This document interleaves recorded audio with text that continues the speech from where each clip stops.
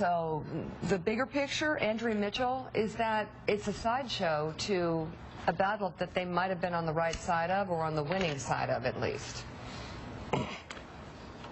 Andrea? Saying that I was just saying that Woodward is correct in saying that the real danger here is that this is intimidating to reporters who are not Bob Woodward. I mean, there is no one better known in journalism, really, for investigative work than Bob Woodward, and the fact that he has done it for so many decades. And I recall back when I was a young reporter in White House, and I had good sources and good relationships, but there was a chief of staff named Don Regan, and after I reported something on Iran-Contra very publicly, he called me and threatened me and said, "You're going to regret this," but said it in far worse terms, and using profane language. And as a young White House correspondent, I was really terrified by that, not fearing for my safety, just fearing for my career. He said he'd get me and that I'd be fired, and he was going to get to NBC. Of course, that didn't happen. So thank you, Don Regan. What a shock! I never would have imagined that coming from Don Regan. How could that have happened? But the bottom line is that the White House has to be able to take criticism and not be so aggressive in pushing back, because there, in fact, frankly, there isn't enough tough reporting. And also, too, this thing that Pluff, again, it's childish, that Pluff came out and comparing Bob Woodward to an old, aging baseball star. I have that. Yeah, what did he say exactly? So well, let me just go through the White House response here. A White House official tells Reuters that the official was not intending to threaten Woodward, and there's a statement that reads in part, "The email from the aide was sent to apologize for voices being raised in their previous conversation. The note suggested that Mr. Woodward would regret the observation he made regarding the sequester because that observation was inaccurate, nothing more."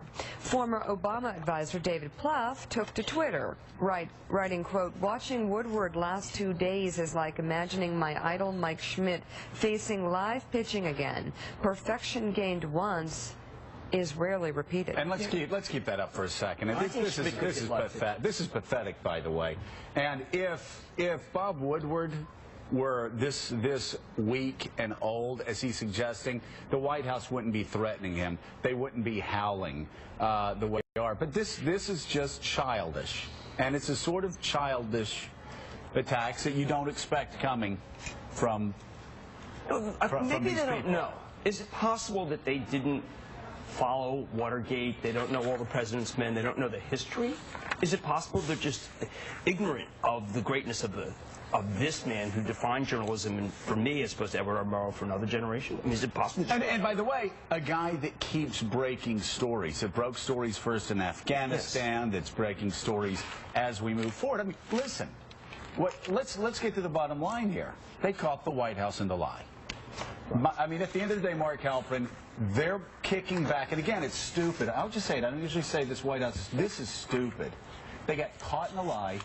And instead of just saying, you know what, we screwed up, they're trying to attack the guy that revealed the lie. When the president said, I had nothing to do with the sequester. And, of course, Woodward specifically got him to back down. And it should, I mean, great for Bob to have done that, absolutely. It's a little embarrassing that none of the rest of us were as aggressive as he was, but he did a great job. You know, Bob, a longtime Washington Post colleague, a reporter named Ann Devroy, who passed away several years ago, was brilliant. And when I first covered the White House, she was there for the Post. She taught me and many other people, you can't back down. If you're going to be a reporter for a major news organization at the White House, you can't back down. And their efforts like that Pluff tweet to intimidate Bob or to make fun of Bob, I just don't think it's a winning hand for them, because the underlying cause for all this, the origination of it, was Bob pointing out that the president was trying to say he was not present at the creation of the sequester, when in fact his administration proposed it and obviously brought it through and signed it into law. You know, speaking of insults, Mika, what would happen if somebody insulted